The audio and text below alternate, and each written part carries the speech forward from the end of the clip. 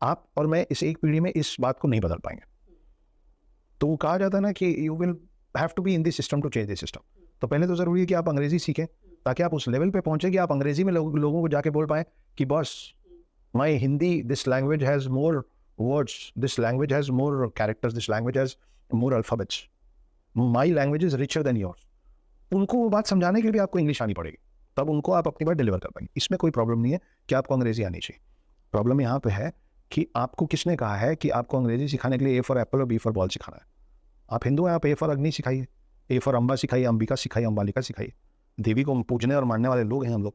आप डी से दुर्गा पहनी हुई हैं अपने पेंडेंट पे, तो फिर हम अंबिका, अम्बा, अम्बालिका क्यों नहीं सिखा रहे हैं? हम ए फॉर अग्नि क्यों नहीं सिखा रहे हैं? हम बी फॉर बिलीव सिखा ही नहीं सकते, क्योंकि तो हमने तो हिंदू माइथोलॉजी बना दिया। सी फॉर कैट तो बच्चा देख देख के सीख जाएगा ना, अनपढ़ को भी मालूम है सी फॉर कैट। आप सी फॉर कल्चर सिखाइए, तो आपका बच्चा पूछेगा कि एक मिनट, कल्चर मतलब? आप उसको इसलिए कल्चर शब्द नहीं सिखा रहे हैं क्योंकि CULTURE कैसे याद करेगा, बच्चा है ना। अरे आप उसकी बुद्धिमत्ता पे खुद शक कर रहे हैं। जब आज से कई सौ साल पहले, जब यूरोप और बाहर वेस्टर्न, जिनसे अब हम इन्फ्लुएंस होते हैं, वेस्टर्न कंट्रीज, जब पहली बार लोग यहाँ आए होंगे ना ममता जी, तो उन्होंने देखा होगा कि यार हमारे बच्चे जिस उम्र में ABCD बोल के A for apple B for ball सीख रहे हैं, यहाँ के बच्चे तो पूरा पूरा श्लोक बोलते हैं गुरुकुल में बैठ के, और अर्थात करके उसका मायने भी बोलते हैं। इनको तो सिर्फ श्लोक बोलना नहीं, उस श्लोक को लिखना आता। तब उनको लगा होगा कि यार एक दो जनरेशन में अपनी लाइन लंबी नहीं कर पाएंगे, काम करते हैं इनकी छोटी कर देते। तब वो लोग आए और स्किन के कलर पे बोले कि तुम लोग से ज़्यादा तो हम जानते, A for apple B for ball. ये सिखाते सिखाते वो लोग आपको जी फॉर गॉड सिखा गए। आप अपने बच्चों को जी फॉर गणेश नहीं सिखा रही हैं, वो उनकी गलती है कि आपकी। डी फॉर आप धर्म सिखाइए, डी फॉर डॉग क्यों सिखा रहे हैं? सीख जाएगा, वेटरनरी डॉक्टर बनेगा तो सीख जाएगा D for dog. E for elephant सिखाने की जगह ई फॉर एक दंत सिखाइए। एक दंत बोलेंगे तो अपने बच्चे को गणेश जी का एक दांत कैसे टूटा था वो कहानी सुना देगा। इसी को ना धरोहर और कल्चर बोलते हैं। तो वो कल्चर और धरोहर तो हम KG1 के बच्चे से छीन ले रहे हैं। हम उनको क्रिश्चियनिटी, और मैं फिर बोल रहा हूँ, मेरे को क्रिश्चियनिटी से प्रॉब्लम नहीं है, लेकिन मेरे में धर्मांतरण का कोई शब्द ही नहीं है। हम तो धर्म परिवर्तन शब्द अब बना रहे हैं। हमने कभी किसी को नहीं कहा हमारे जैसे हो जाओ, लेकिन बाकी तो कर रहे हैं ना, आप तो घट रहे हो ना। तो जब ये पार्टीशन हुआ तो ये भारत नाम क्यों रखा, हिंदुस्तान क्यों नहीं रखा? हिंदू ही रहते हैं हम लोग। नहीं तो उसका मेरे हिसाब से तो ये हिंदुस्तान शब्द गलत है। वहाँ वो हिंदुस्तान नहीं होना चाहिए, STAAN नहीं होना चाहिए, वो STHAN होना। हिंदुस्तान ये हिंदू का स्थान है। जहाँ पे अफगान रहते हैं वो अफगानिस्तान है, जहाँ पे कजाक रहते हैं वो कजाकिस्तान है। तो जहाँ हिंदू रहते हैं उसका नाम हिंदुस्तान ही तो। ये सब बना दिया गया कि सिंधु के बगल में रहते थे और वो जो बाहर से आए थे वो स नहीं बोल पाते थे, वो स को ह। कौन से ऐसे इंसान से मिले आप जो स और ह का फर्क ना जाने? या वो सिंधु घाटी के बगल में रहने वाले को वो सी नहीं बोल पा रहा था तो ही बोलने लग गया। मतलब एक कितना बड़ा कुतर्क है।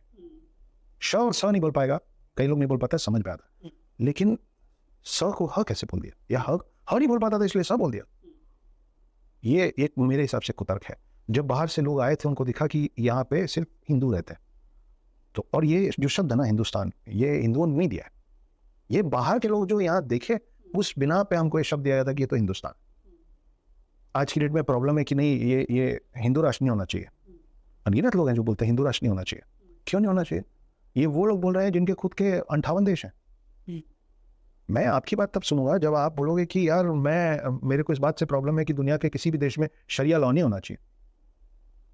मैं आपकी बात तब सुनूंगा जब आप बोलोगे कि नहीं पाकिस्तान अपनी जगह है, लेकिन पाकिस्तान में ना ये it cannot be called as a Islamic country.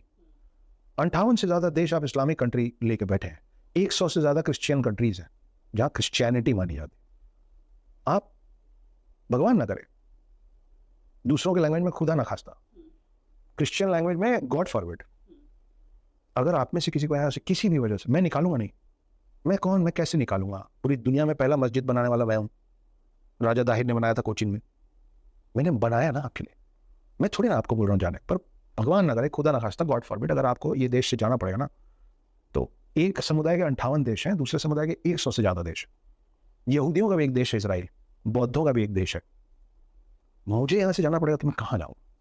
मैं शरण लेने कहाँ जाऊँ? आपको कम से कम शरणार्थी बोल के कोई रख लेगा कि अरे ये हमारे DNA का दूर का आदमी, इसको वहाँ से आना पड़ गया, चलो हम देते हैं छत।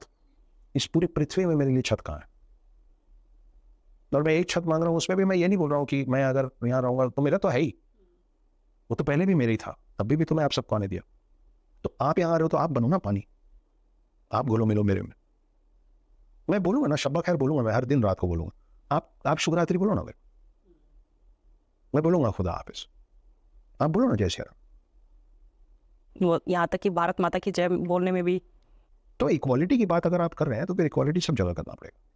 ये ऐसे क्राइटेरिया चॉइस में नहीं हो सकता है मैं ये करूँगा और ये